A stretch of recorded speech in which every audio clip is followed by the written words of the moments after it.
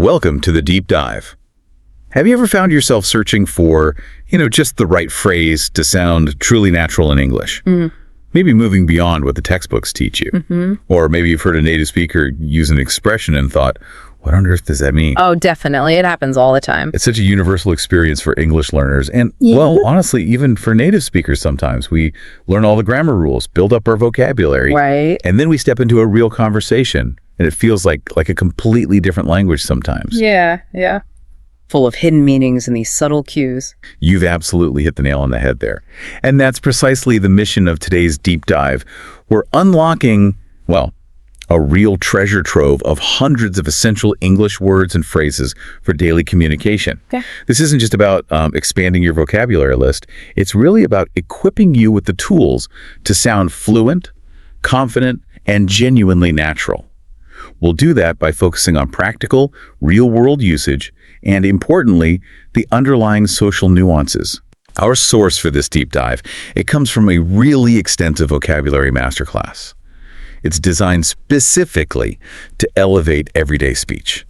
So what we've done is filter through that wealth of information to bring you the most impactful insights, the surprising uses of common words, and those aha moments that, really make a difference. We're trying to cut through the noise to give you the signal. So for you, our listener, who we know thrives on gaining knowledge quickly, but also thoroughly, we promise actionable insights, things you can integrate immediately. Right. Whether you're prepping for, say, an important meeting, just catching up with friends, maybe navigating a new city while traveling, or even if you're just intensely curious about the intricacies of the English language. Yeah. This deep dive will sharpen your communication skills across casual chats, professional settings, you name it. Okay, let's kick things off with something really fundamental.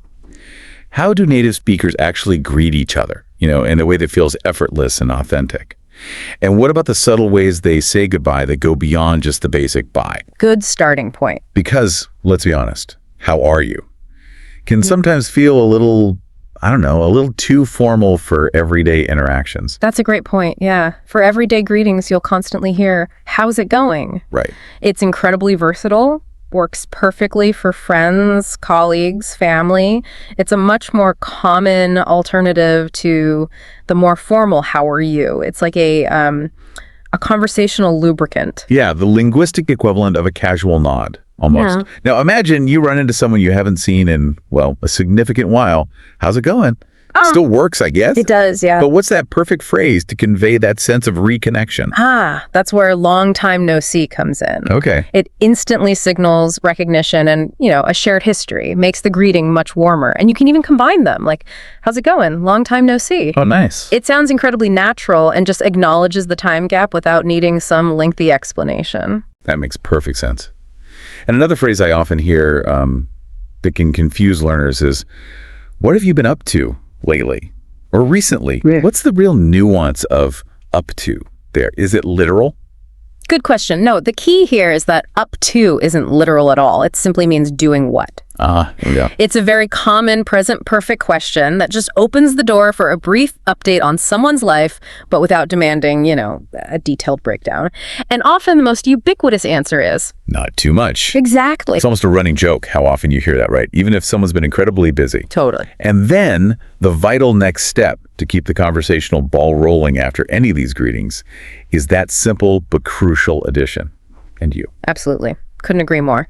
Now, when it comes to answering greetings, its going adjective is your straightforward response. So it's going great or it's going well. Simple enough. For a long time. No, see, you can confirm with phrases like, I know, too long, or it's been too long. It's just a simple acknowledgement that builds rapport. And yes, the response to what have you been up to lately is almost universally not too much, usually followed by an you. It's kind of a social script that just keeps things light and moving. Okay, now let's clip to the other end of a conversation.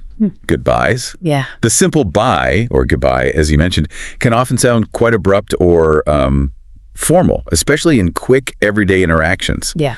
So what are the natural, everyday ways to end a conversation that truly reflect native usage? You're spot on. In general situations, think leaving a store, a restaurant, finishing a quick customer service call, you'll frequently hear, take care. It's common, warm, and really versatile. A general farewell that conveys a nice sense of well-wishing. That's a great one. And I often hear variations on what's the full spectrum there? Oh, yeah. You'll hear have a good time reference, like have a good day, morning, afternoon, evening, or night. Right. Or for a general alternative that works any time of day, simply have a good one. Ah, have a good one. Yeah, that's super common. It is. Short, sweet, covers all bases. And what's interesting is how native speakers often layer these. It's not just one, it's like a conversational combo platter. Yes, I noticed that. You'll hear things like, bye, take care, have a good one. Or, bye, take care, have a good night. It just adds that extra layer of warmth, doesn't it? Precisely. And you can get even more specific, maybe replace good with adjectives like wonderful, fabulous, or fantastic. You might also hear bye for now. Okay, what does that imply? It subtly implies that you expect to see that person again, probably in the not too distant future. Got it. Another polite option is enjoy the rest of your time period. So enjoy the rest of your evening, enjoy the rest of your weekend, or enjoy the rest of your vacation. It's just a thoughtful way to close. So those are for more general situations. What about when you're saying goodbye to friends, where things can be a bit more informal, maybe? Yeah, with friends, see you soon and see you later are incredibly common and straightforward. Talk soon is also a frequent option, particularly if you've been chatting on the phone or, through messages. If you have definite future plans, you'd naturally say something like, see you next weekend, or see you at the party. And if you're genuinely excited about it, you can add, can't wait to before those phrases, like, can't wait to see you next weekend. I love that. It adds a little punch, doesn't it? What if you want to reflect on the time you just spent together? Like, acknowledge the interaction itself. Oh, good point. Phrases like, it was so nice seeing you are very popular.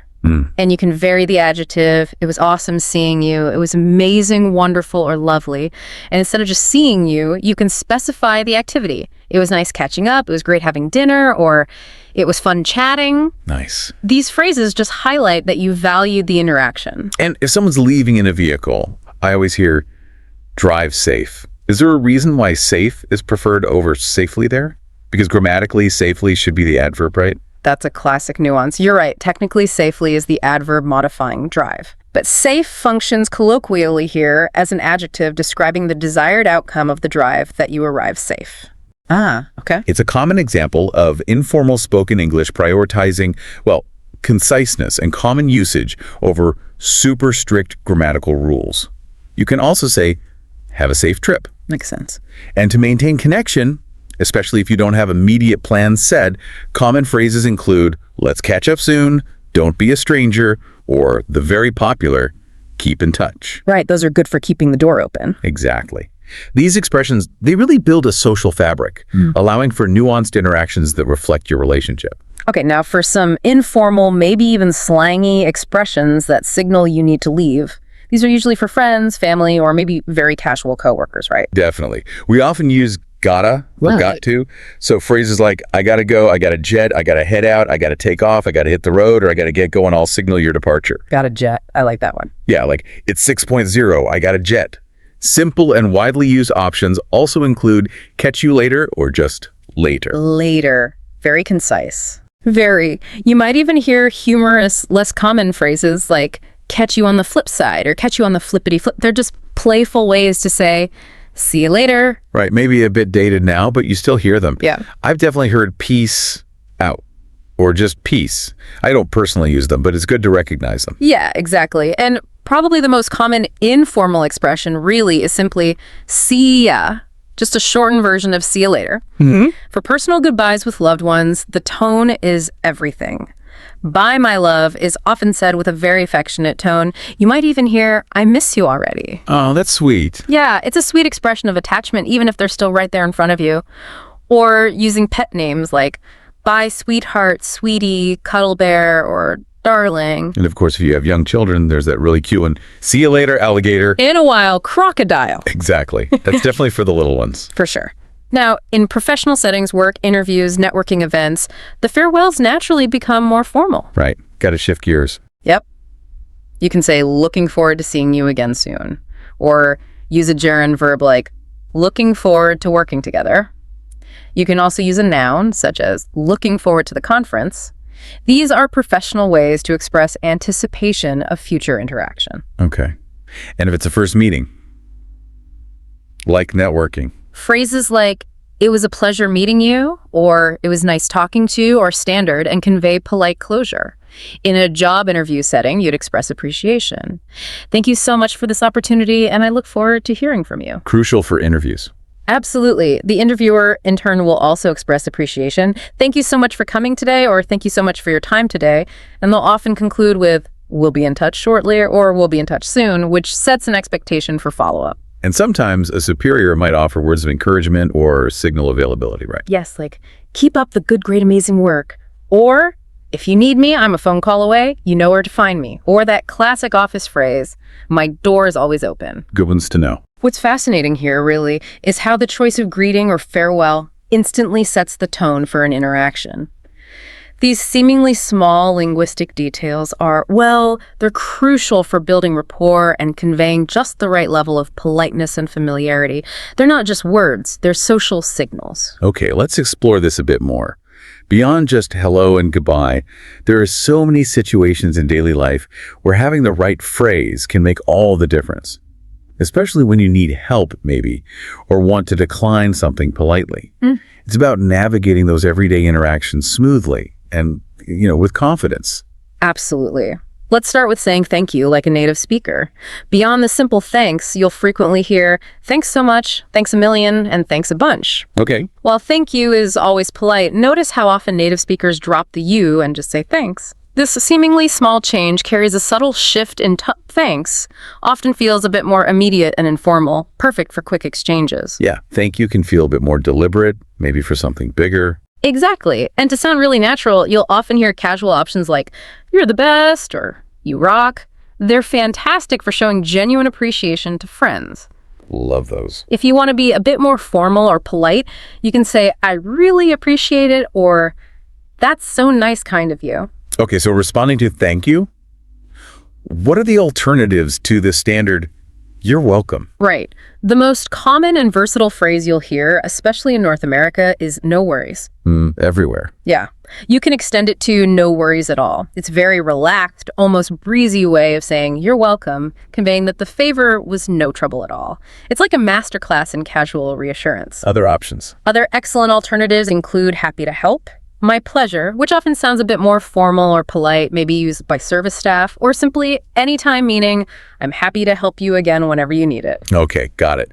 Now, if someone offers you something, coffee, a snack, whatever, and you want to politely decline without sounding abrupt or rude. Ah, yes. A very common and elegant phrase is, I'm good, but thanks anyway. I'm good. What does that imply exactly? I'm good subtly implies I'm already satisfied, or I don't need that right now, so it avoids a blunt no. And that but thanks anyway is so crucial, right? It softens the refusal and ensures you express gratitude for the offer itself. Precisely. You also hear variations like, no thanks, I'm good, none for me, but thanks anyway, or I'll pass, but thanks. All polite, all appreciative. Okay. What about requesting help? How do you do that politely? When you're in a situation where you need help, a very common and friendly phrase is, can you give me a hand? Right, the idiom. It's a wonderful idiom that means, can you help me, without explicitly saying the word help. Another really useful one, maybe especially when you're asking for a bit of someone's time, is, do you mind helping me out? Yes. Notice the use of the gerund verb helping and the phrasal verb help out. Native speakers do love their phrasal verbs. I really do. Or for a super quick, informal check on someone's availability. Got a sec? Yep. Sec is, of course, short for second, implying a very small amount of time. It's concise and common among friends or close colleagues. And if you're offering help to someone else. You can simply ask, need a hand? Just make sure to use that rising intonation to make it sound like a question. Got it. Or you can state it directly. I can give you a hand with that, or let me help you with that. Moving on to weekend and social plans. How do you naturally ask about someone's activities? Typically, you'd say, what are you up to this weekend? Or any plans this weekend? Very standard. Any other common ways? A slightly different but equally common option is, anything on the go this weekend? On the go is just another way to say plans or activities. On the go, okay. If you want to arrange social plans, you can ask, are you free on Saturday? Or make a statement like, we should hang out soon, and Hang out is that very common phrase for casual social interaction. Right, hang out. And I hear native speakers use the verb grab a lot for social things, especially food or drinks. Yes, very frequently. Do you want to grab coffee sometime? Or do you want to grab dinner tonight? That's quick and informal. Okay. And for arranging business meetings, is it similar? You can still use, are you free to meet time date, for example. Are you free to meet on Thursday at 2 p.m.? But you might also suggest your own availability. I'm available on Thursday at 2 p.m. Does that work for you? And to ask for their preference, simply what works best for you. It's really fascinating how these phrases aren't just about conveying basic information, are they? There's so much about navigating social norms and building positive interactions. Exactly. In English-speaking contexts, especially North America, politeness and consideration are crucial social lubricants. These seemingly simple phrases demonstrate respect and consideration, even when declining an offer or asking for a favor, which is vital for smooth and effective communication. They're like a shortcut to building rapport. So what does this all mean for seamless communication? It's definitely a two-way street, right? Yeah. What do you do when you don't quite catch something, or you want to make sure you and the other person are perfectly aligned? Clarity is just so key. You're right. It absolutely is.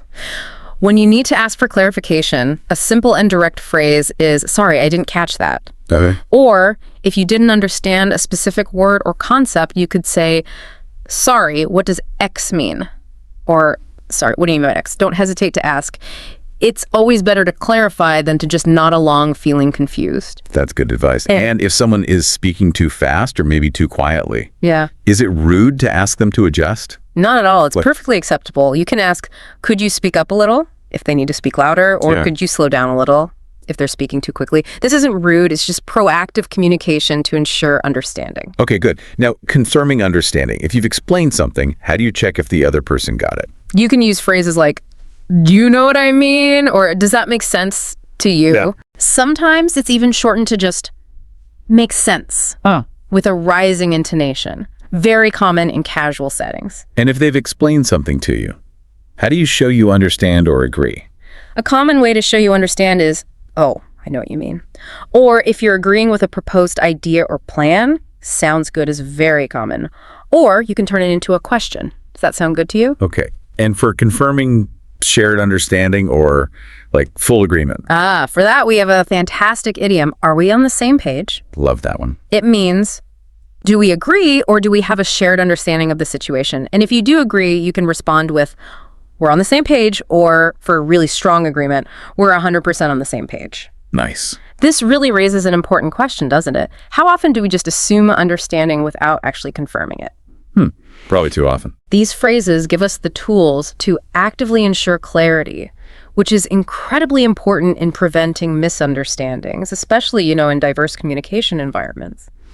Being explicit about understanding, or the lack thereof, fosters truly clear and effective dialogue, rather than just polite confusion. So let's explore this. Imagine you're in a meeting or maybe just chatting with friends, and you have a strong opinion. How do you voice it with, finesse and confidence, whether it's a casual chat or a more professional discussion? It feels like there's more to it than just saying, I think. Oh, you're absolutely right. There's definitely an art to it. For versatile, everyday, personal opinions, you can use phrases like, I would say contracted. Right. If you ask me, or the very common, I believe. These are kind of go-tos. Okay. What else? You'll also hear, it seems to me that the way I see it, or simply to me, and sometimes maybe more regional or personal favorite, like I reckon. I reckon. Yeah, I hear that sometimes. And what's interesting is how native speakers often follow their statement with a kind of summarizing phrase. Oh, like what? Yes, for common expressions that follow your statement, you can say, your statement, that's my take on it. Or your statement, that's my 2 cents. My 2 cents. I like that. Humble but clear. Exactly. 2 cents implies it's just a small, humble contribution, but it's your honest opinion. Both are great for informal settings. Now, when you need to be more formal or professional, consider phrases like, from my perspective, in my opinion, it's my view that, or it appears to me that. These add a level of professionalism to your stance. Okay. What if you're really certain, like 100% sure about something? How do you convey that strongly? You can say, I'm sure, certain, positive that. Or, to sound really firm and leave basically no room for doubt, it's obvious, indisputable, undeniable, unquestionable that. Yeah. Even it's beyond a doubt. These convey very strong conviction. But sometimes you want to express uncertainty or maybe doubt, perhaps to be more diplomatic or to invite correction. What phrases work there? Good point. You can say it's possible, probable, likely that, or if it's more of an intuition or a gut feeling, I figure gather that, or I have a hunch. Have a hunch. Nice. Yeah.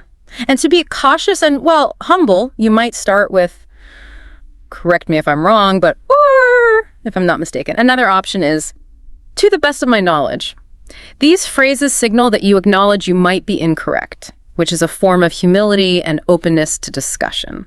That's really useful. Now, being diplomatic, especially when you're introducing an opposing view, how do you soften your approach? Because it's often not just about being right, but about being heard respectfully, isn't it? Exactly. That's key. You can try to be honest, or in all honesty, or to express a slight regret for what you're about to say. I'm sorry to say it, but Okay. for a more neutral stance, one could argue that. And a powerful diplomatic phrase I particularly like is, I get to understand what you're saying, but it acknowledges their point before politely presenting your differing one. That's a good one. Acknowledging first. Yes. Yeah. Other diplomatic ways to disagree include, I respect your opinion, but that's a good point, however, or I see your point, but I have a different perspective. Sure. You can also sort of suggest another viewpoint by asking, can I share my opinion?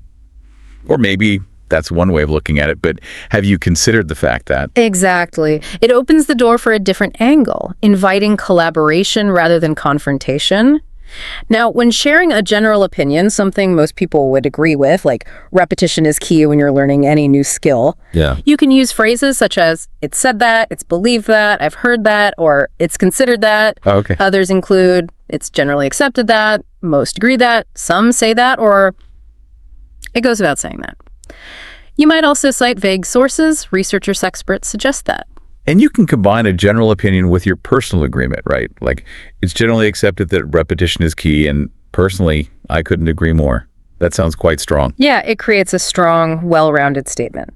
Finally, to ask for someone else's opinion, what are the best ways to prompt a response? Good question. Direct questions work well. Do you agree? Brian, what's your opinion? Brian, what do you think? Pranay, what are your thoughts? Ka, what's your view? How do you see the situation? Or, what's your take on it? What's your take on it? That's nicely informal. It is.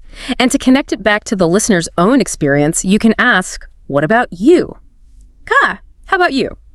Ka, has that been your experience? Ka, what has your experience been? Or is that something you would support too? Lots of options there. What's really fascinating here is how carefully chosen words can allow us to express strong convictions or delicate disagreements without, alienating the person we're talking to. The variety in this vocabulary area allows for far more sophisticated and respectful communication, truly demonstrating a nuanced understanding of English social dynamics. Okay, let's talk about the unsung heroes of advanced English. Transition words. Imagine a conversation or maybe a presentation that just flows seamlessly, connecting ideas effortlessly, making your thoughts just a joy to follow. The secret. Transition words. Exactly. They are truly the GPS for your listener's mind, as you put it earlier. That's a perfect analogy, yeah. Transition words are individual words or phrases that organize your ideas and show the logical connections between them. They're commonly used in formal or academic writing, sure, but they are equally powerful in spoken English to make you sound advanced, professional, and just clear. They signal to your listener where you're going next. Okay, let's dive into some key categories. First up, cause and effect. This is when you're explaining causation, right? Like, I spilled my coffee, as a result I changed my shirt. Simple, clear cause and effect. Right. And you'll find a spectrum of formality here. For a very formal context, you might say, consequently, hence, accordingly, or thus. Okay, quite formal. Yeah. More common in everyday or business speech would be for that reason, as a result, therefore, or simply so. And then, since and because are used to introduce the reason directly, while due to is typically followed by a noun phrase. Choosing the right one really depends on context and the tone you want. Got it. Next up, chronology or time sequence. This is all about ordering events. Think, first I went to the store, next I worked out, finally I made dinner. It just guides the listener through a sequence. Exactly. To organize chronologically, you have a wide range. Firstly, to start begin at the beginning start. For subsequent points, Secondly, after, afterwards, next, then, subsequently, and later for the endpoints. Thirdly, finally, lastly, and the classic last but not least. Good to have variety there. Yeah, using different words for different steps helps avoid sounding repetitive and keeps the narrative engaging. Then we have contrast for showing opposing ideas. A classic example. I love ice cream, but I'm lactose intolerant. These two ideas are in opposition, and the transition word makes that really clear. For contrast, you can use however, although, though, or but. However is generally more formal, often starting a new sentence or clause, while but is super common in everyday speech, linking clauses within a sentence. Mastering these allows you to acknowledge differing points without losing your own argument. Okay.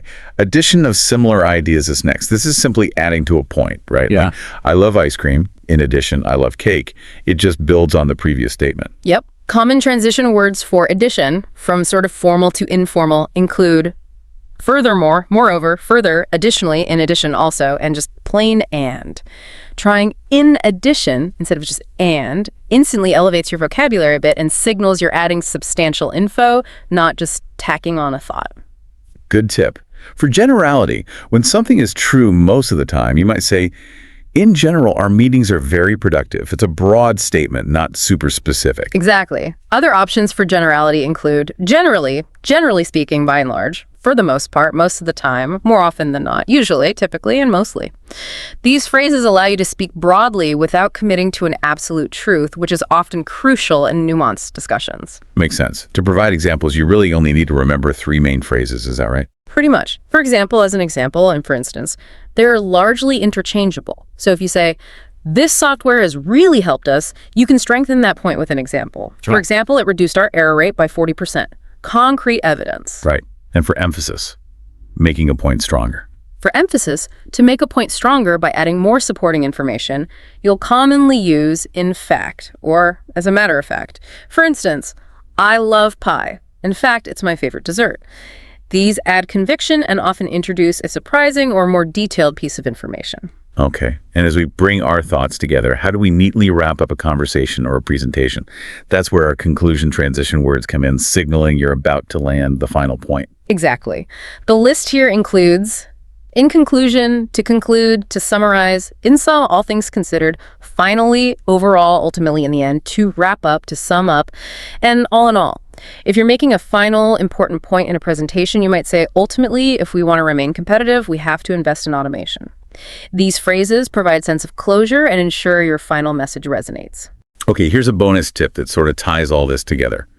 You can use transition words to really expand your ideas and create a more sophisticated narrative, can't you? Absolutely. Like you could start with a general statement, add a contrast, provide an example, then show cause and effect, or maybe additional effects. Right. Let's take that simple idea from before. In general, our meetings are very productive. Okay. Now, you can build on that seamlessly. However, they usually run over time. See, that's the contrast. Right. And then, for example, today our meeting was scheduled to end at 11, and it went until 11:17. That's a specific instance, making your point concrete. Any effects? As a result, I was late for a meeting with a client, and you can add more. Additionally, I had to work through lunch to catch up. Wow, yeah. That's a perfect illustration of how these words glue your thoughts together. Creates a sophisticated and detailed narrative, guiding your listener with clarity and precision. What's fascinating here, really, is how transition words aren't just about connecting sentences. They're fundamentally about connecting thoughts. They allow you to articulate complex arguments, show relationships between ideas, and ultimately help your listeners absorb information more effectively. They're kind of the secret sauce for truly cohesive and advanced English communication. So what does this all mean for sounding like a true native speaker? We've talked about words and phrases, but if you really want to dive deep, you need to master idioms and colloquialisms. These are the colorful brushstrokes of the English language, often non-literal, and they truly set native speakers apart, don't they? They really do. Idioms are expressions whose meaning isn't obvious from the individual words. They are crucial for understanding native speakers and sounding truly natural because they are just so ingrained in everyday conversation. Let's look at some examples from our source and really unpack their usage. Okay, first up, to play something by ear. This doesn't mean you have a musical instrument. No. It means to decide in the moment rather than planning everything in advance. It's often used when plans are flexible. So if someone asks, what do you want to do this weekend? You might say, let's play the weekend by ear. It conveys a relaxed, adaptable approach. Got it. Flexible.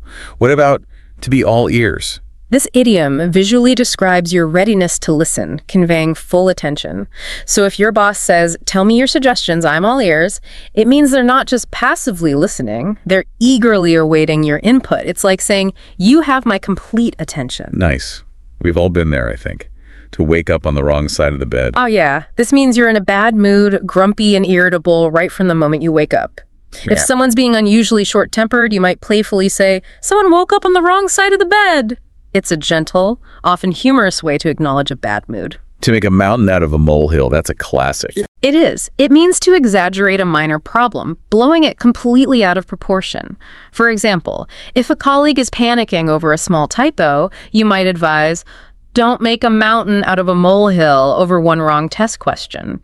It implies the issue just isn't as serious as it's being made out to be. And to be at a crossroads. Yeah. This one paints a clear picture, doesn't it? It does. It means you're facing an important decision that could significantly impact your future.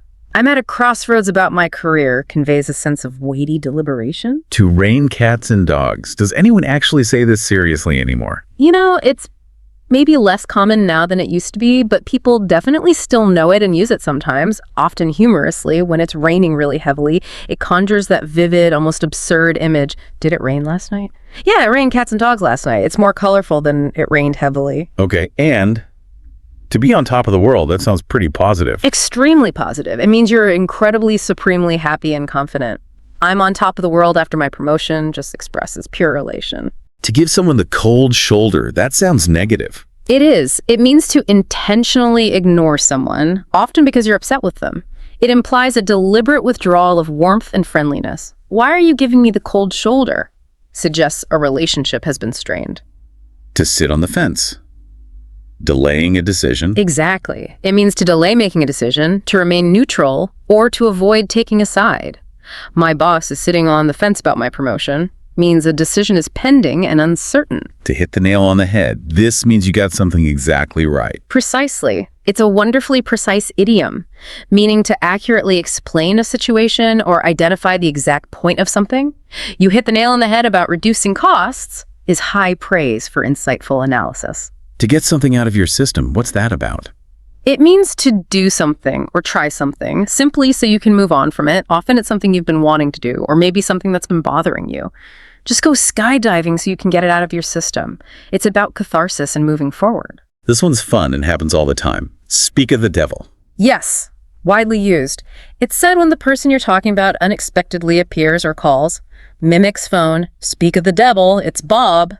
It's just a lighthearted acknowledgement of the coincidence. To give someone the benefit of the doubt, that sounds fair. It is. It means to trust someone's explanation or intentions, even if you have reasons to be skeptical or aren't entirely sure. Let's give him the benefit of the doubt. Maybe he is stuck in traffic. It conveys fairness and understanding. No pain, no gain. A classic proverb. Absolutely. It means hard work and sacrifice are necessary to achieve desired results.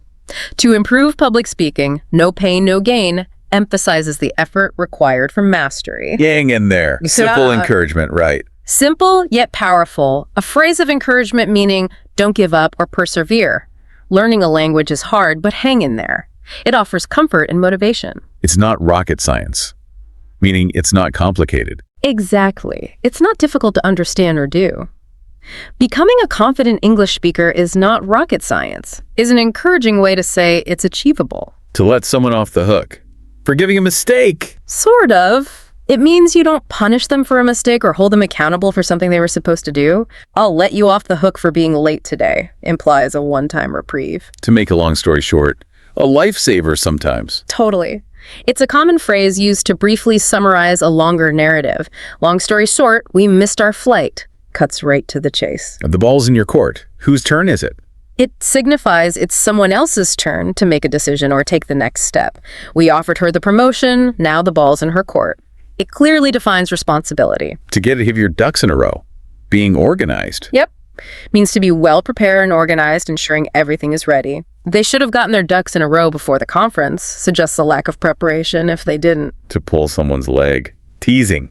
Exactly. To joke with someone, to tease them playfully, not maliciously. Don't get upset, I'm just pulling your leg. It clarifies intent and reassures. And pull yourself together. Right. Calming down. Right. Means to calm down and regain composure, often after being upset or emotional. Pull yourself together, it was just a false alarm. It's an imperative for self-control. So far, so good. A progress report. Kind of. It's used to indicate that everything is progressing well up until the present moment, but maybe with a hint that things could still change. How's the project going? So far, so good. It's a cautiously optimistic update. Time flies when you're having fun. So true. Isn't it? It means you don't notice time passing when you're enjoying yourself. Wow, it's 1 a.m. already. Yeah, time flies when you're having fun. Don't judge a book by its cover. A lesson in perception. Absolutely. It means you shouldn't judge someone or something based solely on appearance or initial impressions. Don't judge a book by his cover. Look at his resume first. To miss the boat.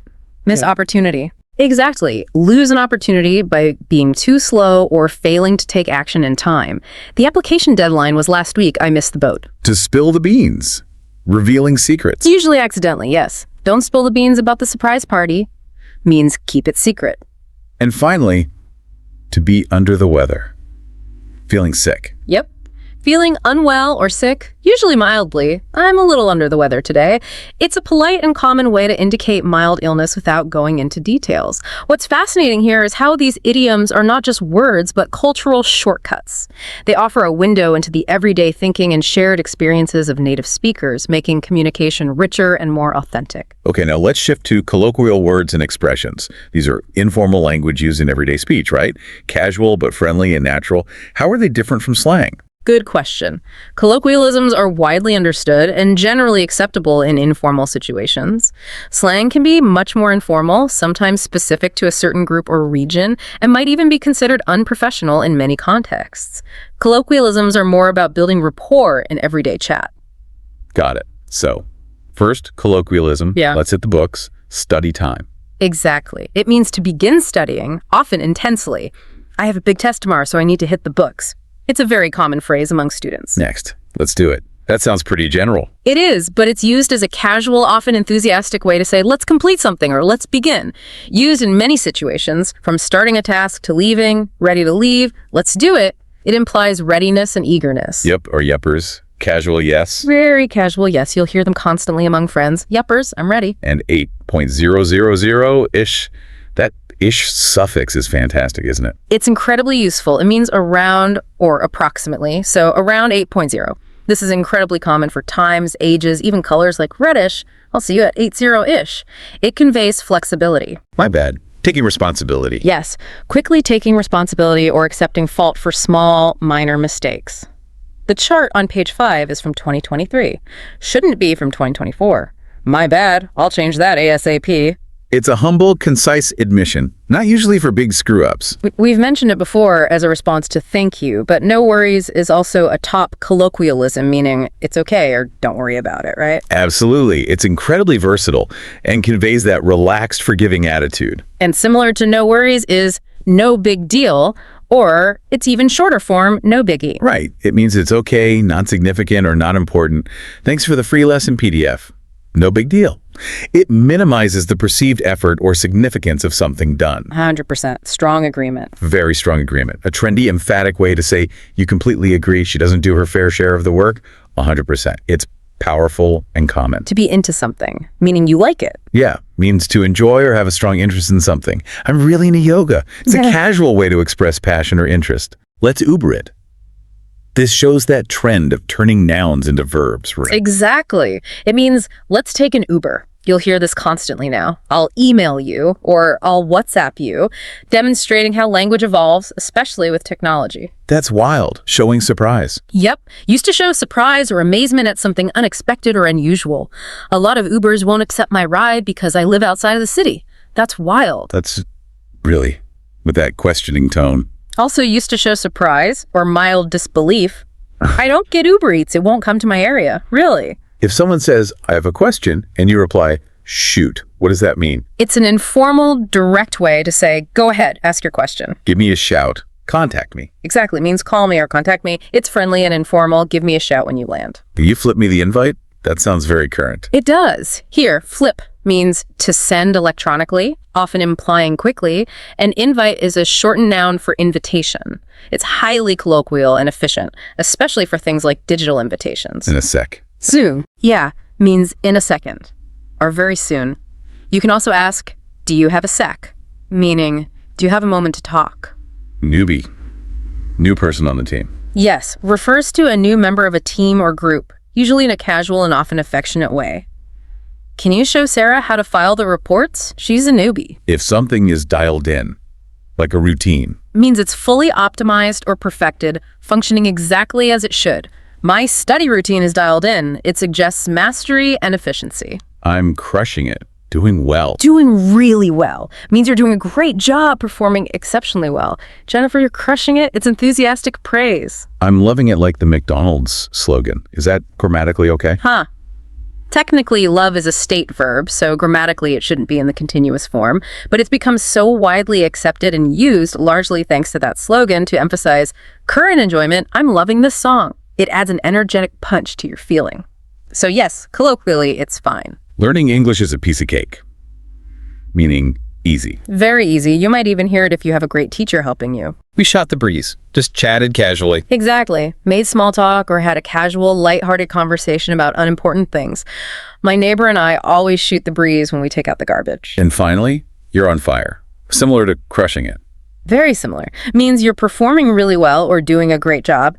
You just added 24 common and natural expressions to your speech. You're on fire.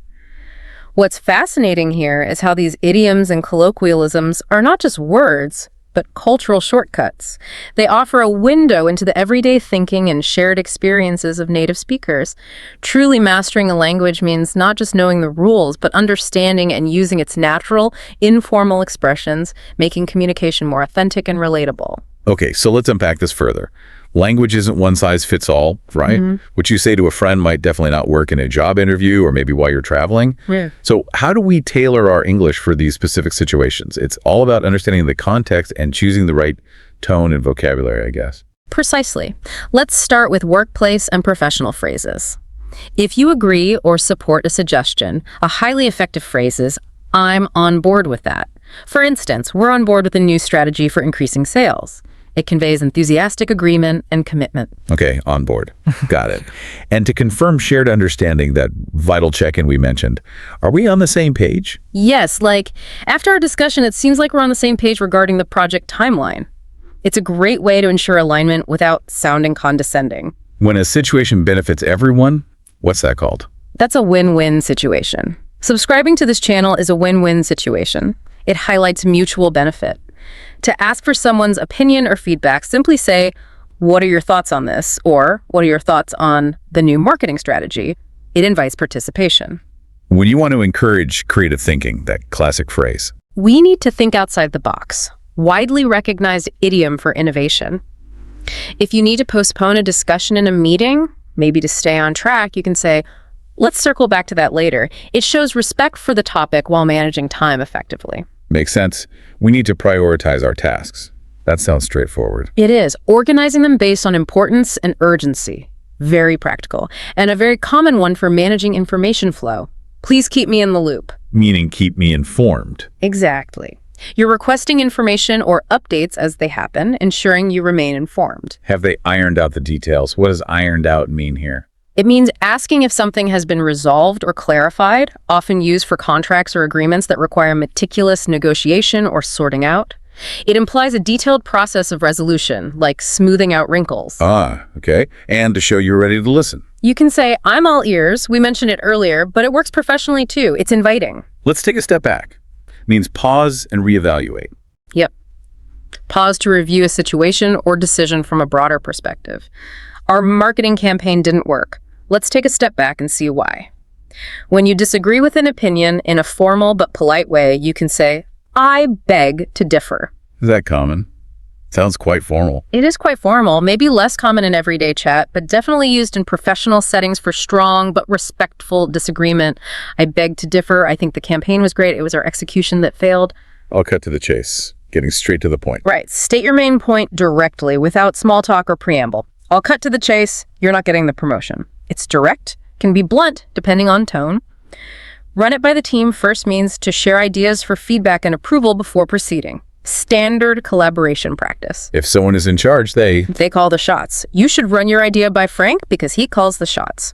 And if it's someone else's responsibility to make a decision, you say, the ball's in Frank's court. These idioms assign clear roles and responsibilities. We need to nip this in the bud. Stop a problem early. Exactly. Stop a problem at its early stages before it worsens. We need to nip these rumors in the bud before the employees start worrying. It's about proactive problem solving. It's not, my cup of tea means you dislike something. Public speaking is not my cup of tea.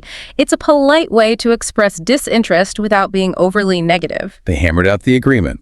Means it's finalized. Yes, something has been finalized after extensive discussion or negotiation. It implies effort.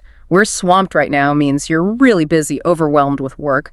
We'll take that into consideration means you will consider someone's feedback or suggestion, often used diplomatically, sometimes non-committally. Good to know. We need to think long-term. Strategic thinking. Yep, emphasizes considering future implications and strategy. Sorry, I'm tied up means you are busy and unavailable at that moment. Let's put our heads together, suggest the need for collaboration or brainstorming to solve a problem. And to play devil's advocate, what's the purpose of that? It's to consider opposing viewpoints when making a decision, even if you don't agree with them, just to test the strength of an argument or anticipate challenges. I think 3 videos per day is too much for me to handle, but let's play devil's advocate and explore the potential benefits. These phrases really allow for nuanced interaction in professional settings, signaling competence and strategic thinking. Okay, now for professional phrases in job interviews, Yeah. these are absolutely essential for making a strong impression, aren't they? Crucial. When introducing yourself and your experience, you'll want to sound confident. Say something like, I have more than over almost number of years of extensive experience as a job title or in the field industry sector. Using words like extensive or significant elevates your statement. Good tip when detailing responsibilities. Use powerful action verbs and gerunds. In this role, I was Sam, responsible for managing, overseeing, leading, coordinating, creating, developing, reviewing, improving, streamlining, analyzing. Note that streamlining means improving efficiency, a fantastic word employers love to hear. For education and credentials. You'd say, I have a Bachelor of Master of Degree from school and year. You could also use more formal verbs like received or obtained your degree. For certifications, I completed my certification in year. Clear and concise. When discussing strengths, how to sound confident but not arrogant. Use strong adverbs but keep the qualities professional. As for my strengths, I'm extremely hardworking, committed, trustworthy, honest, focused, methodical, proactive. Use extremely over really or very to sound more convincing. And if you're a collaborative worker, simply state, I'm a team player. For skills. Use strong adjectives. I have advanced, superior, excellent time management skills, communication skills, adaptability, problem-solving skills. You get the idea. For work ethic, the specific impressive phrase is, I have a strong work ethic. How do you express genuine interest in the position itself? You could say, I'm looking for an opportunity to further develop my X skills or to gain experience in field industry sector. This shows your motivation goes beyond just getting any job. You want this job for growth. And a strong conclusion statement is vital, right? To leave that powerful final impression. Absolutely essential. Something like, I am confident that my extensive skills and experience would make me a valuable asset to your company team organization, and I look forward to the opportunity to contribute to your goals. It seals your pitch with confidence and connects your skills to their needs. Okay, switching gears completely now. Let's talk about travel and tourist phrases. These are super practical. Greetings in stores or restaurants. Simple. Hello, hi there, good morning, afternoon, evening, or common. Just remember, don't say good night as a greeting. It's only used when you're leaving someone for the night. You can even drop good for morning. Morning is friendly and casual. To state your purpose, like checking in or asking for info. You might say, we have a reservation under name for time. Or, if you need information, could you please tell me when the next ferry comes? And to get attention politely, use, in North America, is typically used to ask someone to repeat themselves, not usually to get attention. Good distinction. For shopping, asking if they have something. You ask, do you carry sunscreen? Carry means have in stock. When paying, it's often assumed you're using a card, so they typically won't ask cash or credit. How much is this, or these axes? Is standard. They might ask, do you need a bag? Plastic bags are often banned or cost money, so you might pay for a paper bag. How to ask for a bag. Can you give me a bag, please? Or I need to buy a bag, please. Remember, please often comes at the end of a statement in requests like this. Receipts. Donation. They might ask, need a receipt? Respond, no, that's okay, or yes, please. If they ask about donations or memberships at the till and you're confused or not interested, a simple, polite, no thanks is perfectly fine. In clothing stores. Yeah. If you're just looking. You can say, I'm just looking, thanks, or I'm just browsing, thanks. If you need something specific, I'm looking for a small backpack to try something on. Where can I try this on? Or where are the fitting rooms, changing rooms? And always wise to ask, what's your return policy if you think you might need to bring it back? Okay, dining out. Yeah. Getting a table. You'd say, table for two, please, or we have a reservation under name. You can ask, do you have any tables outside in the patio, or can we sit by the window, or are there any booths available? What about allergies or modifications? Is that okay to ask for? Absolutely. It's extremely common and expected in North America. Be clear. I'm allergic to nuts. Or, can you make that vegetarian, vegan, gluten-free to modify an order? I'll have the burger, but no onion, shoulder the onions without onions. Can you ask for additions too? Definitely. Can you add pickles? Can you make it extra spicy? Or a very common one, can you put the sauce on the side? Don't hesitate to ask for modifications. It's normal. Drinks. Water. Don't forget water. Can you bring us some water, please? If they ask sparkling or still, you can say, tap water is fine. Tap water is generally drinkable and free everywhere in North America. Finding the facilities. Ask, where are the bathrooms or where are the restrooms? Generally not toilets in North American public settings. For leftovers, can I have a to-go box, please? Or can you pack this up? Paying the bill. Tipping. When ready, say, just the check, please, or can you bring me the bill, please? Tipping is almost always expected, usually 10-20% depending on service level and formality, but rarely automatic on the bill in North America, so you'll need to add it. For Wi-Fi, do you have Wi-Fi, or what's the Wi-Fi password? If it's complicated, you can offer your phone for them to type it in or ask them to write it down. Getting around town. Asking for directions. While GPS on phones is common, basic questions are still useful. Excuse me, do you know how to get to the Empire State Building, or which way is Central Park? If using public transport, does this train go to Central Park, or which train will take me to Central Park? Asking someone to take your photo. Excuse me, do you mind taking our photo picture, or could you please take our picture? Most people are happy to help. Any final tip for tourists? Yeah, a vital one. North America is incredibly diverse. People interact with non-native speakers daily, so please do not feel nervous or shy about your accent or potential grammar mistakes. They really won't negatively impact your experience. People are generally understanding and patient. Just embrace the communication. That's great advice. Lastly, let's touch on some advanced IELTS formal phrases for general discussions. These could be useful in exams or more formal conversations, right? Exactly. When asked where you live, I was born and raised in city country sounds very natural. To sound more advanced, add, I've lived here for over a number of years now. Using the present perfect or present perfect continuous for live, work, and study, it shows that connection between past and present. For tell me about your work. Say, I am an engineer. Remember the article. You can make a gerund statement like, being an engineer is rewarding. Then explain why. I love using my analytical skills. Verb of preference plus gerund. Use transition words for nuance. However, being an engineer also has its challenges. Specifically, I often work around the clock. Around the clock means continuously. Sounds very intense and dedicated. Hobbies. What if you don't really have any? Start with an opinionated gerund statement. In my opinion, having hobbies is integral to living a fulfilling life. Then, I'm an avid hiker, cyclist, guitar player. Avid shows strong interest. Explain why. Hiking gives me the opportunity to connect with nature. If you genuinely don't have hobbies currently, be honest, but frame it positively. Until now, my focus has been primarily on my career. However, I'm considering taking up painting. Take up means start a hobby, consider plus gerund, then explain the benefit. Drawing will give me the opportunity to express my creative side. Talk about family. I'm from a close-knit family is a great description. Or everyone in my family gets along really extremely well. A fantastic common phrase is, I take after my mom in looks and I take after my dad in personality. Take after means resemble physically or in personality traits. For travel aspirations. I'd love the opportunity to travel to visit Egypt. Use the second conditional for hypothetical travel. If I could travel anywhere, I'd choose Egypt. A gerund statement like, visiting Egypt is at the top of my list shows strong desire. You can make it even stronger with present perfect. Traveling to Egypt has been at the top of my list for as long as I can remember. Adding an opinion helps too. Definitely. From my perspective, the pyramids are one of our world's greatest treasures and express deep enthusiasm. I'd revel in the opportunity to see them with my own eyes. Revel in means thoroughly enjoy, very strong. Okay, a final bonus tip for formal settings or exams, clarifying your answer if you feel you weren't clear. Yes, this is powerful. Memorize a few phrases like, what I'm trying to say is who. What I mean is who. What I'm getting at is who, to put it another way, or in other words. Yeah.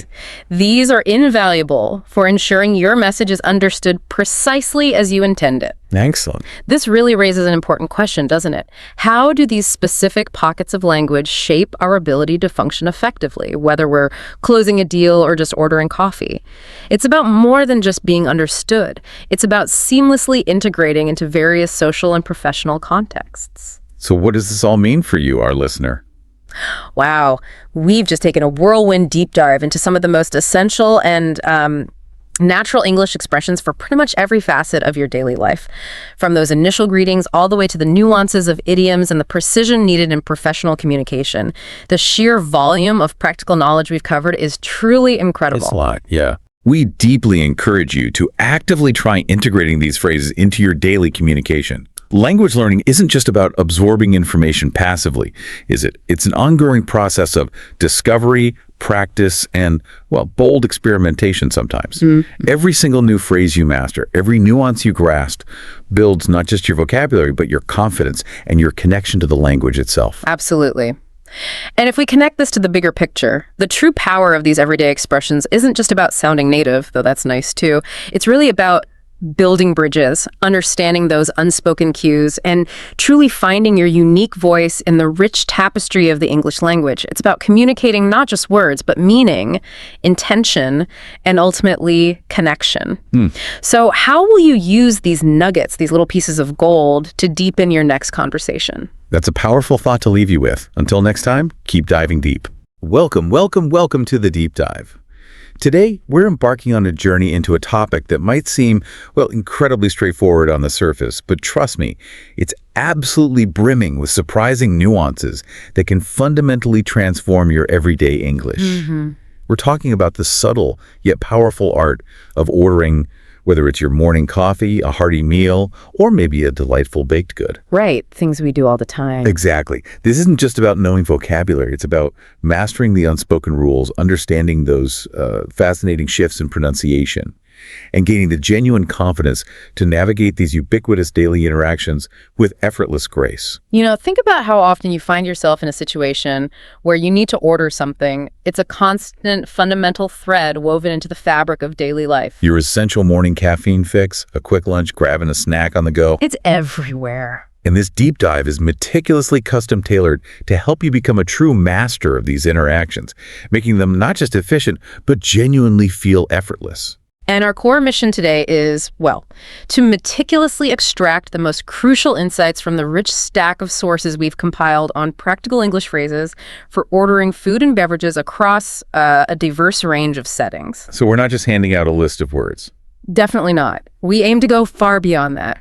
Instead, we are going to peel back the layers and uncover the profound why behind the choices native speakers intuitively make. Right. We're delving into the preferred grammatical structures, the often overlooked yet critical pronunciation shifts that occur in natural speech, and, the underlying cultural context that truly unlock a deeper level of fluency and understanding. Because knowing those details helps you speak and understand better, right? Precisely.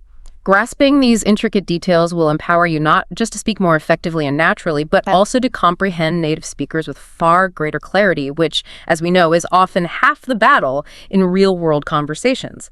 It's about recognizing how individual sounds fuse together and why certain phrasing carries a specific social weight or is simply more efficient. That's spot on. And to achieve this mastery, we're going to take you on a truly dynamic journey. We'll kick things off in the casual, familiar world of everyday cafe interactions. The ones that often define our mornings. The coffee run. Exactly. From there, we'll smoothly transition to the more involved and nuanced environment of sit-down restaurants, where politeness and specific requests truly take center stage. A different vibe altogether. Then we'll accelerate into the fast-paced, highly efficient realm of drive-thrus, where brevity and clarity are paramount. Speed is key there. And finally, we'll wrap up our exploration by savoring the delightful and often sensory experience of ordering at a bakery. So get ready for a series of genuine aha moments, packed with surprising linguistic facts and practical tips that will make this learning not just incredibly effective, but genuinely memorable and enjoyable. Sounds like a plan. All right, let's really unpack this by diving into what is arguably the most common ordering ritual for countless people, the cafe order. This is where you grab your essential daily caffeine fix, perhaps a soothing herbal tea or even a refreshing smoothie. Right. What's fascinating here is that even in such a seemingly simple transaction, there are some remarkably subtle yet significant differences in how native speakers intuitively phrase their orders. There really are. We're going to break down the most common and truly native-sounding phrases for you, giving you the tools to sound like you've been doing this your whole life. Indeed. When it comes to requesting beverages at a cafe, you'll observe that native speakers overwhelmingly gravitate towards a few specific key phrases. Okay. And truly understanding the subtle nuances of these phrases, beyond just their literal meaning, can make an enormous difference, not only in how natural you sound, but perhaps even more critically, in how easily and efficiently you are understood by the person taking your order. So it helps the whole interaction flow better. Exactly. It's about more than just words. It's about the expectation and sort of the social contract of the interaction. So if you want to sound as authentic and confident as possible, what's the number one phrase? The absolute most common and native-sounding one you should really try to adopt. Okay, the top one, the one you'll hear most often, is "I'll get a." I'll get a. Yeah. For example, you would confidently say, "I'll get a large cold brew with oat milk," or "I'll get a small black coffee, please." So it's not really a question, is it? Like you're not asking permission. That's the key thing. It's a clear, decisive statement of what you intend to receive. This conveys a sense of confidence and efficiency that is highly valued in quick, transactional environments. It basically signals, this is my choice, please prepare it for me. Exactly. Now you mentioned pronunciation shifts earlier. Is there something specific about, I'll get a? Ah, yes. This is really fascinating and a critical insight for any wanting to truly understand native speech. When native speakers say, "I'll get a," it very often sounds like one fluid, combined word in rapid conversational English. Like mashed together. Pretty much, almost like "I'll get a," or even just "I'll Well, I get. This blending of sounds, linguists call it illusion or assimilation. It's incredibly common. The subtle "ten" sound at the end of "get" might even disappear or soften into the "as" sound that follows. Oh, wow. Recognizing this fusion of sounds is absolutely key to understanding native speakers when they speak quickly. And if you practice articulating it this way yourself, it will make your speech flow far more naturally. So it sounds less like you're reading from a script. Precisely, less like you're reading from a textbook and more like a fluent speaker. This isn't lazy speech either, it's just how the language efficiently connects sounds. Like gonna or wanna. Exactly, same principle. You hear it in gonna, going to, wanna, have to, kinda, or sorta, sort of. It's everywhere. That's a huge aha moment. Yeah. Right there. It's all about that natural flow and connection. So if I'll get a kinda is the top choice, what's another incredibly common and perfectly acceptable option?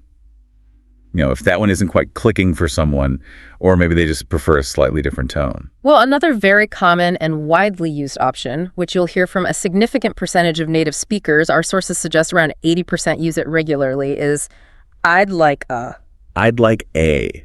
Okay, that sounds a bit more polite, maybe. It can be perceived that way, yeah. What? This phrasing offers a slightly more formal, perhaps a touch more polite, yet still widely accepted and perfectly natural alternative. So saying, "I'd like a large cold brew with oat milk" is entirely appropriate and will be clearly understood. It still sounds like you know what you want, though. Oh, definitely. It conveys a polite statement of desire without the same sort of direct certainty of "I'll get a," but still signaling a clear intention to order. Now, what about, can I have a poem? I certainly hear that one sometimes too, especially maybe from learners of English. Is that grammatically okay? And how does it stack up against the others? It is absolutely grammatically correct to say, "Can I have a," for example, "Can I have a small green tea with honey?" Perfectly fine sentence. But There's a but, isn't there? There is a subtle difference in usage, yeah. Here's the crucial distinction. When native speakers already know precisely what they want to order, they instinctively tend to state their orders as affirmative facts or declarations. Like, I'll get a ba, or I'd like a bat. Exactly.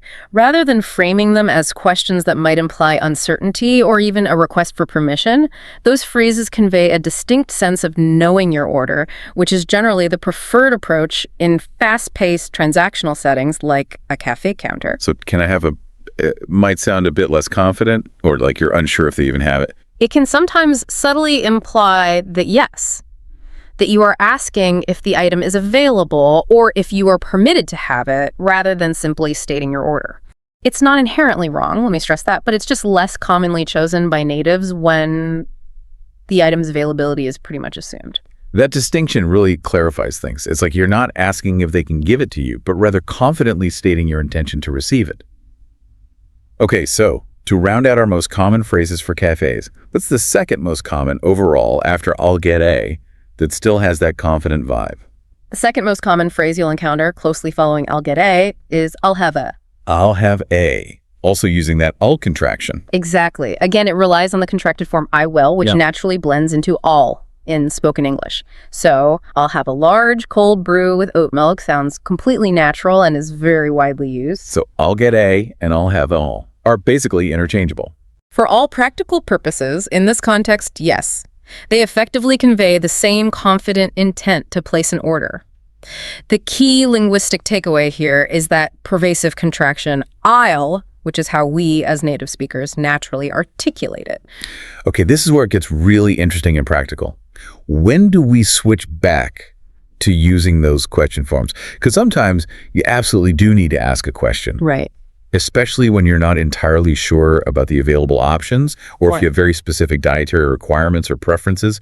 This is where precision becomes paramount. That's precisely the situation where question forms become not just essential, but indispensable. For instance, if you have a specific taste preference you need to confirm, a known dietary restriction, or maybe a potential allergy, you absolutely must use a question to inquire about availability or suitability. And is there a common way to structure those questions? Yes. The most common and versatile structure you'll employ is, do you have any options? Do you have any options? And again, thinking about pronunciation, in spoken English, this often blends, sounding quite often like, do you have any? Do you have any? Yeah. Again, the goal isn't to force you to speak that exact way, but just to prepare you to understand it when native speakers efficiently combine their sounds. Could you give us some really specific examples of those options questions? Yeah. The kind people will actually hear and need to use in cafes or restaurants? I think that would be incredibly useful. Of course. You might ask, do you have any caffeine-free options? Okay, caffeine-free. That suffix free, what does that mean exactly? Good question. The free suffix, as in caffeine-free, basically means without or lacking. So caffeine-free means without caffeine. This suffix is incredibly versatile and productive in North American English, especially concerning dietary restrictions and product descriptions. So you hear it a lot. Oh, yeah. You'll commonly hear, do you have any gluten-free options? Which is vital for individuals with celiac disease or gluten sensitivities, meaning options prepared without gluten. Another frequent query is, do you have any sugar-free options for those monitoring their sugar intake? And, increasingly important, do you have any dairy-free options? Dairy-free, for people avoiding milk products. Exactly, whether it's due to lactose intolerance, allergy, or just personal choice. Dairy-free options. That feels like such a huge topic in North America right now. Could you expand a bit on the cultural relevance here and maybe detail some of the most common plant-based alternatives that listeners should know about? Absolutely. In North America, there has been a truly remarkable and honestly quite rapid shift towards plant-based milks. It's huge. This makes dairy-free options incredibly common and widely expected in cafes and even grocery stores now. Like oat milk. That seems to be everywhere. Oat milk, yes, has become exceptionally popular. It's a plant-based alternative made from oats, obviously not cows, and it's celebrated for its wonderfully creamy texture and a slightly sweet, pretty neutral flavor profile that blends beautifully into coffee and espresso drinks. It can even create a latte foam, very similar to dairy milk. What about other options like almond or coconut? Right. Almond milk is another very common non-dairy type, offering a lighter, maybe nuttier flavor. Coconut milk is also an option, though you'll find it less common in North American cafes specifically for coffee. Why is that? Well, partly due to its distinct flavor, which isn't always preferred with coffee, and sometimes its higher cost compared to oat or almond milk. So oat and almond are the main players. Generally, yes. The sheer prevalence of these options means you'll consistently find extensive sections of menus dedicated to dairy-free alternatives in most cafes and many restaurants. They're directly catering to a rapidly growing consumer demand. Good to know. And just to be super clear for everyone listening, how do you spell dairy? Ah, good point. Dairy is spelled D-A-I-R-Y. Perfect. So when you want to make a specific adjustment to your drink, like turning a typically hot drink into a cold one, say it's summer, and your usual hot tea just needs to be iced. How do you phrase that effectively? Okay, for those precise preparation requests, especially converting a hot beverage to a cold one, you would most effectively use, "Can you make it iced?" Can you make it iced? So it's a question again? Exactly. It's phrased as a question because you are not making an assumption that it's universally possible or standard.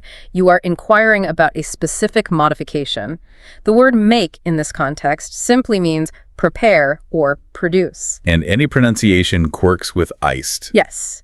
Pay very close attention to the pronunciation of iced in natural speech. It often ends with a clear T sound, so it sounds more like ice it rather than a soft iced. Ice it. Okay, interesting. You might also ask for other specific preparations, like, can you make it extra hot? Or maybe, can I get it with light ice? Or even, can you make it lukewarm if you don't want it scalding? Perfect. So you could seamlessly combine that with your initial order, right? Something like, I'll get a small green tea with honey. Can you make it iced? Precisely. That flows really naturally and clearly. Okay, so you've ordered, maybe asked for a modification, and now you have your drink. But you want to double check it's right, especially if it was, say, a caffeine-free request. How do you do that without sounding accusatory? Right. You don't want to seem like you're complaining before you even taste it. A very useful and polite confirmation technique is this.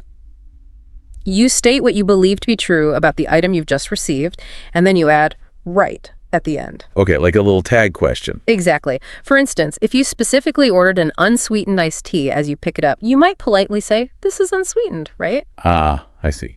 That feels much gentler than, "Did you make this unsweetened?" Exactly. This phrasing is non-accusatory and simply seeks confirmation. That's a really clever and non-confrontational approach. So other excellent examples would be, this is caffeine-free, right? Or perhaps, this is oat milk, right? Exactly. It's a fantastic way to get that final reassuring confirmation before you fully commit to your drink or walk away. It's all about ensuring accuracy and peace of mind without directly challenging or accusing the person who prepared your order. It's just a polite check. Okay, let's clarify some common coffee terms that sometimes cause confusion, especially maybe for those new to North American coffee culture. What exactly does black coffee mean in its simplest form? Black coffee is quite straightforward. It simply means coffee brewed without any added sugar or milk or cream. Just the coffee itself. Right. It's just the pure, unadulterated brewed coffee on its own. For those who truly appreciate the nuanced flavors of coffee, ordering it black allows you to experience the specific characteristics of the beans and the roast. And it's worth noting that black coffee can come from various brewing methods, not just one. And I've definitely heard the term drip coffee, Right. especially in what you might call fancy or specialty cafes. What does that term signify and why is it used? Drip coffee. That's the widely used term for, well, regular, standard, ordinary brewed coffee. It's normal coffee. Pretty much, especially within cafes that offer a wide array of more elaborate or specialty drinks like lattes, cappuccinos, Americanos, things like that. It specifically refers to the common brewing process where hot water slowly drips through a bed of ground coffee. Hence the name drip. Okay, so it describes how it's made. Exactly. So if you simply want a basic, standard cup of hot coffee without any fancy additions or espresso, you would confidently ask for drip coffee to differentiate it from the more complex specialty beverages on the menu. And you can still specify black, right? Like, I'll get a large black drip coffee. That's exactly how you'd combine it. It's the everyday workhorse of coffee, really. That's a truly fantastic distinction. It helps clarify exactly what you're asking for, especially when faced with one of those huge, slightly intimidating menus. So what does all of this mean for you, our dedicated listener? Take a moment to reflect on your own daily coffee or tea routine. Which of these essential phrases resonates most with your style? Which specific phrase will you actively try to incorporate the very next time you place an order? You know, they fit so naturally and seamlessly into daily life, don't they? They really do. And mastering them truly makes a difference in feeling comfortable and confident. Okay, we've successfully mastered the quick and efficient cafe order, arming ourselves with confidence for our daily caffeine fix. Now, let's gracefully transition into a slightly more involved and often more formal environment. The sit-down restaurant. Right, a different setting entirely. This is a setting where you're not merely grabbing something to go. You're typically sitting down, perhaps enjoying a meal with friends, family, or colleagues, and the whole interaction extends far beyond a simple transaction at a counter. That's absolutely correct. Ordering at a sit-down restaurant introduces a distinct set of social cues, expectations, and common phrases that are crucial to navigate. The experience often begins even before you've had a chance to look at the menu, usually with getting a table. Right, so when you first walk into a restaurant and you're looking to be seated, what's the most common, concise, and natural way to say how many people are in your party? Okay. The most common, concise, and perfectly natural way to indicate your party size is to simply say, "For two, please," or "For four, please," depending on your group size. Just for two, not table for two. While it is grammatically correct to say, "Table for two, please," most native speakers will spontaneously drop the word table and opt for this shortened, more efficient version. It's universally understood and signals that you're ready to be seated. Direct, polite, efficient. Got it. Exactly. Doesn't waste words. And what if you have a specific preference for where you sit? Like maybe you prefer a certain type of seating or location within the restaurant. How do you politely convey that without sounding demanding? You can absolutely and politely state your preference. For example, in a booth, if you have one, is a very common request. A booth being the bench seating, usually. Yeah, right. Typically fixed bench seating, often upholstered, usually against a wall or as part of a row, rather than individual chairs. Lots of people prefer booths for comfort, privacy, or easier conversation. Okay. And what about sitting outside? If you prefer to sit outdoors, maybe on a nice day, you might say on the patio if there's space or if there's room. Notice the prepositions there. In a booth, but on the patio. Good catch. Yes, in a booth, on the patio. And adding that little phrase, if you have one, or if there's space room, is really key for politeness. Why is that? It implies that you understand it might not be available, making your request flexible and courteous rather than a demand. The one in if you have one refers specifically back to a booth, but for a patio, you're asking about the availability of space on the patio itself. Makes sense. So once you're comfortably seated, maybe settling in with water, but before you really dive into the main menu, a lot of people are curious about any special offerings the kitchen might have that day. How do you ask about those? A very common and frankly smart question to ask your server is, do you have any specials tonight? Or maybe just, what are the specials? And specials means what exactly? Specials refer to unique dishes or beverages that are not listed on the regular printed menu. These are often creative, seasonal, or limited time offerings prepared by the chef for that particular night, week, or even just the day. So it's a way to try something new, maybe something really fresh. Exactly. Restaurants use specials to highlight fresh, seasonal ingredients, to test out new recipes, showcase a chef's creativity, or sometimes even to utilize specific ingredients before they, well, go bad. Asking about them is a fantastic way to explore new dishes and ensure you don't miss out on something potentially unique and often exceptionally fresh. Good tip. Now let's tackle beverages at the table, specifically water. Restaurants often present various water options. How do you expertly navigate that, especially if you just want plain old free tap water? This is a particularly important cultural point, especially for North America. When asked about water, you might be offered choices like sparkling water, still bottled water, maybe even filtered water, all of which typically cost extra. Right. If you simply want regular tap water, the most common and culturally appropriate phrase to use is house water is fine, or just house water, please. House water, that's the key term. That is the key restaurant term for tap water in North America. And it's absolutely crucial for you to understand that here, tap water is generally considered safe to drink, widely available, and importantly, completely free of charge in restaurants. So they might offer the fancy stuff first to make money. Precisely. Yeah. Restaurants might offer bottled or sparkling water first because it's a revenue source. So by confidently saying house water is fine, you are politely but clearly declining the paid options and specifying that you prefer the complimentary tap water. If a restaurant in North America tries to charge you for basic tap water, that is highly unusual, and frankly, you're probably being ripped off. Okay, so house water is fine, is the go-to for free, refreshing water. Now, you mentioned sparkling water. What exactly is that? How is it different from, say, club soda or tonic water? Good question. There are subtle differences. Sparkling water is quite simply water that has been carbonated, meaning it has bubbles of carbon dioxide gas infused into it, giving it that characteristic fizz. Like soda, but just water. Essentially, yes. Think of it like a soda, but without any sweeteners, flavors, or other additives. It's distinct from club soda, which often has added minerals and sometimes a slightly salty taste, or seltzer, which is generally just plain carbonated water. And tonic water, while also fizzy, is different again. It contains quinine and typically sugar, giving it a unique bitter and sweet flavor, often used as a mixer in drinks like gin and tonic. So sparkling water is just pure, bubbly water. Usually, yes, that's the general understanding. That's a great distinction for our listener, helping differentiate between those subtly different beverage options. So as you dine out, you can consider your preferences now that you know these specific phrases for navigating water choices. Okay, let's pivot and delve into the fascinating art of customizing your meal, specifically focusing on substitutions. This is a remarkably common scenario. Oh, yeah? You want to change a side dish that comes with your main course, or maybe an ingredient.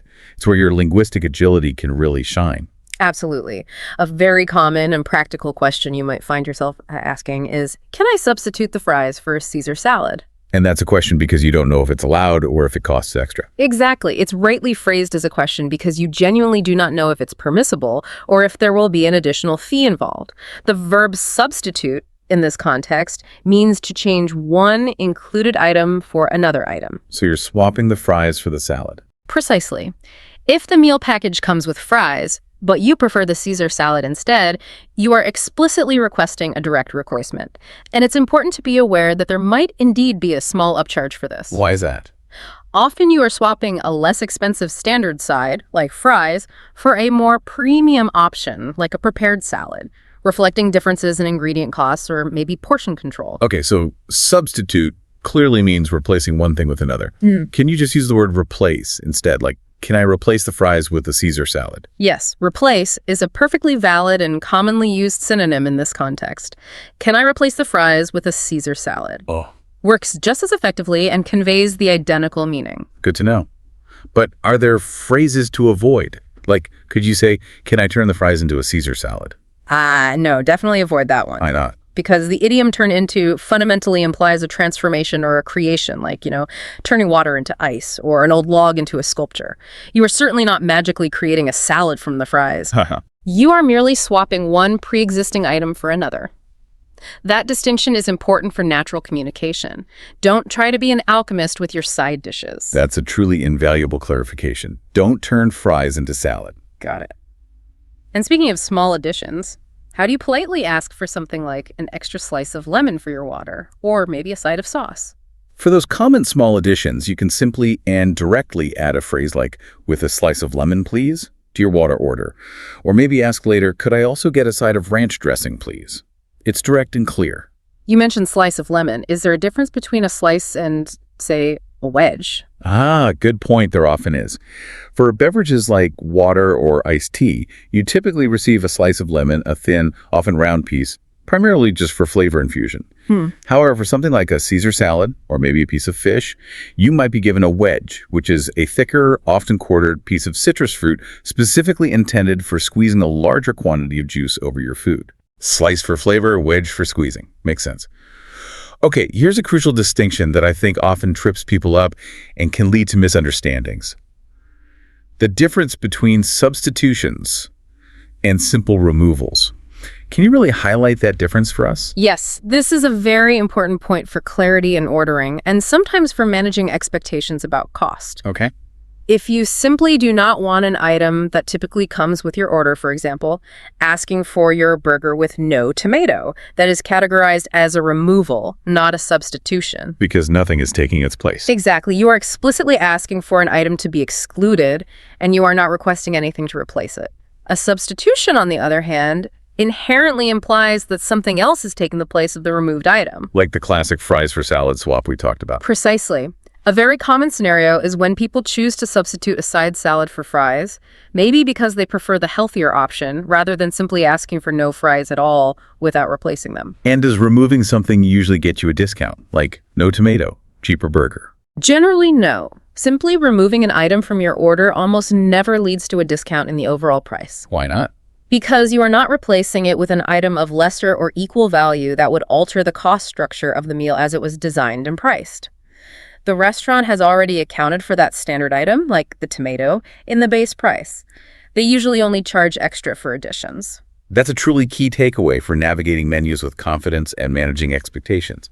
So listener, if you were ordering a classic burger and fries, and you had the option to substitute a side item, what would you personally choose to swap out, and why?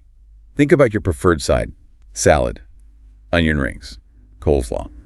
Interesting question to ponder. All right, we've tackled the sit-down dining experience. Now let's shift gears dramatically and plunge into the world of speed, efficiency, and incredible convenience, the drive-through and fast food experience. Yeah, total change of pace here. This environment is characterized by its highly casual nature, and indeed, brevity is absolutely king here.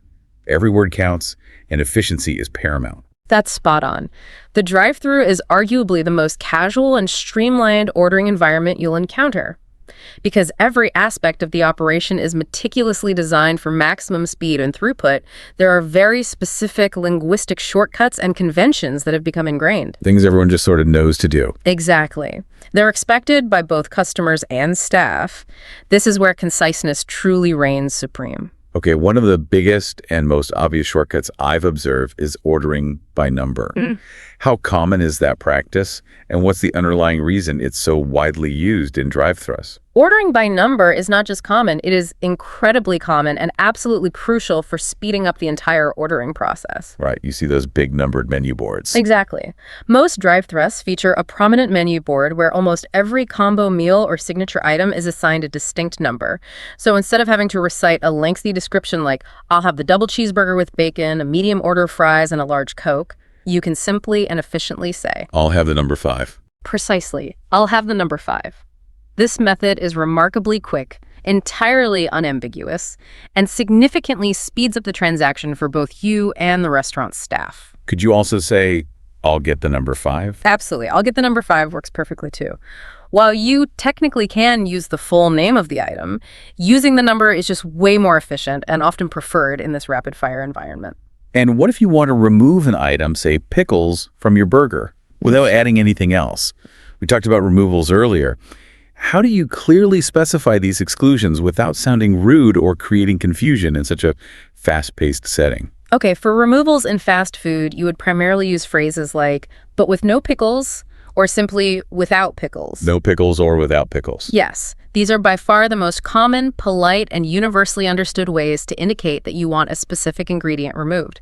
For instance, you would confidently say, I'll have the number 5, but with no pickles. Or even just, I'll have the number 5 without pickles. Exactly. You don't even strictly need the but. It's direct and clear. Now, a word that, while grammatically correct, is far too formal and sounds really unnatural in this context is omit. Omit. Like, could you omit the pickles? Yeah, saying something like that would likely sound quite out of place in a drive-thru. Stick to the simple stuff. Got it. And just like in the restaurant, removing an item generally doesn't mean you pay less, right? Correct. They typically only charge for additions, not usually for what you leave off a standard item. So definitely no omit, stick with no pickles or without pickles. That's a really valuable rule of thumb for this environment. And speaking of informal phrases, I feel like I've heard some native speakers say, I'll do the number 5. Is that a common and acceptable variation? Yes, I'll do the number 5 is indeed a very common, highly informal, but perfectly acceptable way among many native speakers to convey I'll have or I'll order. So it's like a super casual alternative. Exactly. While I'll get a or I'll have remain the standard and universally applicable choices I'll do is certainly a part of the casual lexicon, particularly in fast food settings. It just sounds very quick and decisive. But is there anything to avoid? Yeah. Like we said, omit was too formal. Anything too informal or maybe rude? Yes, it's very important to highlight a phrase to explicitly avoid I want. I want the number 5. Why avoid that?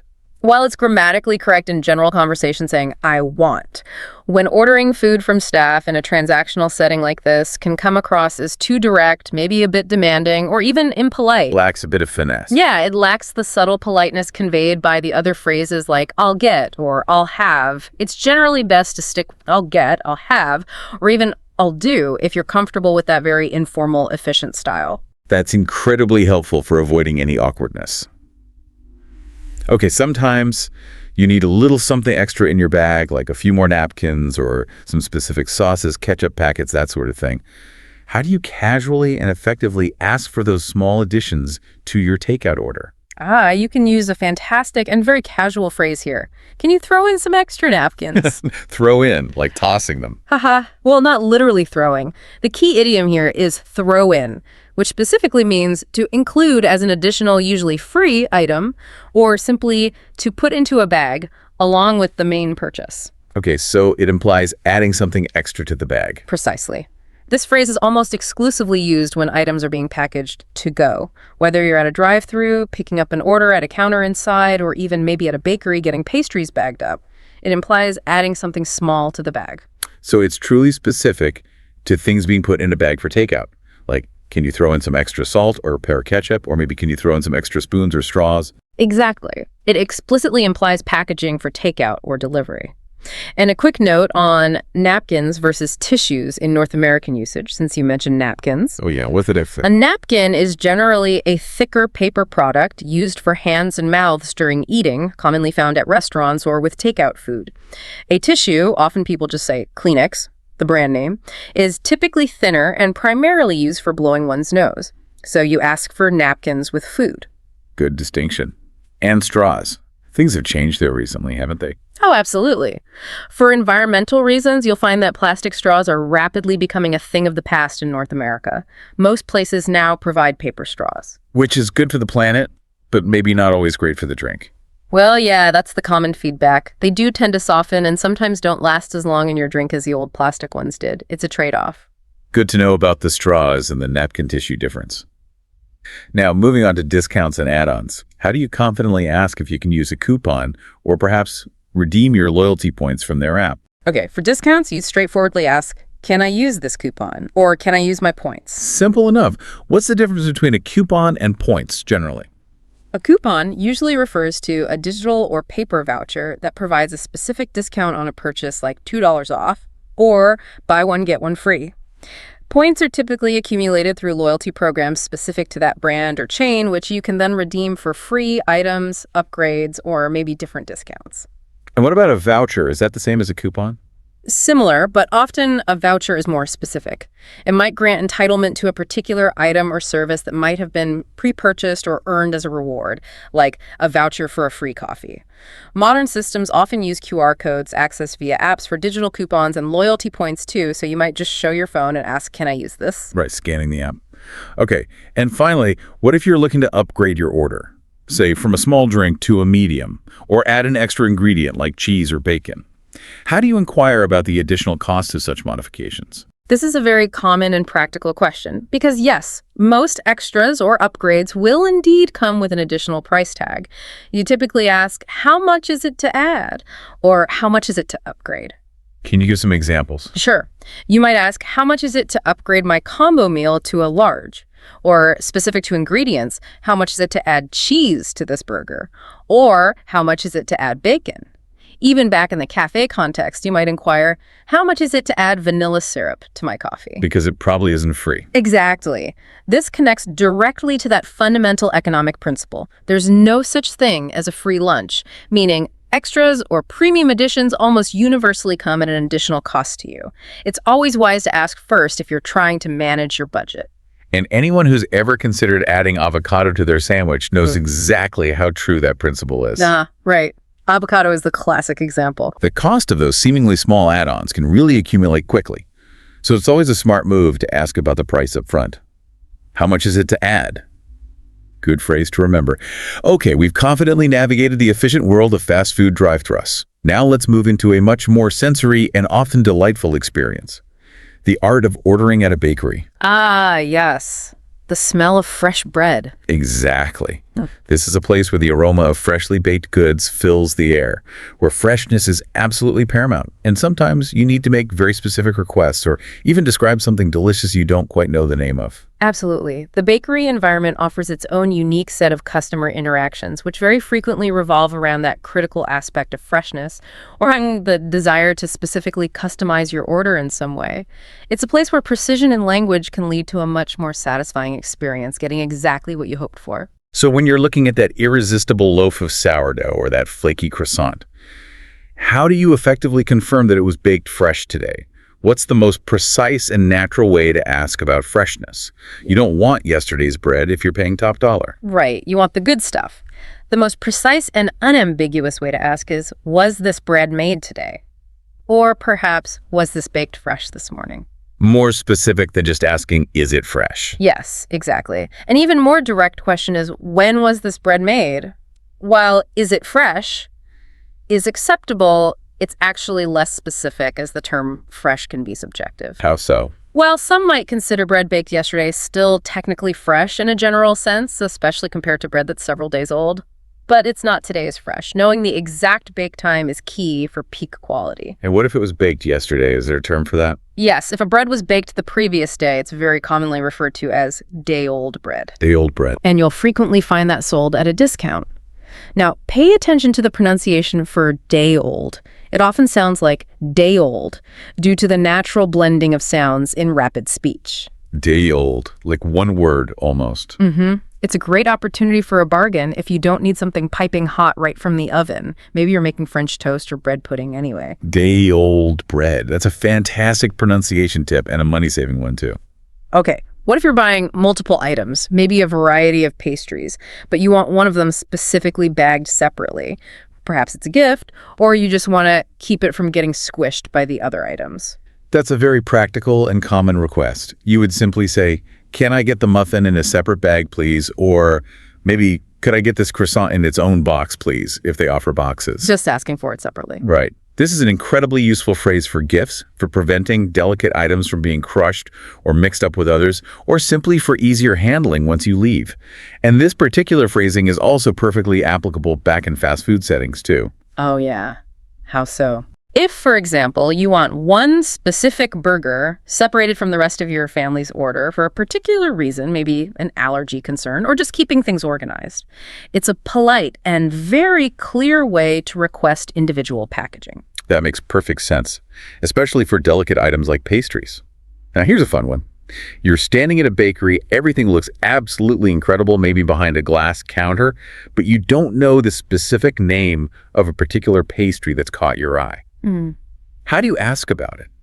Do you just point, or is there a more eloquent way? Pointing is actually very common, completely acceptable, and often necessary. Really?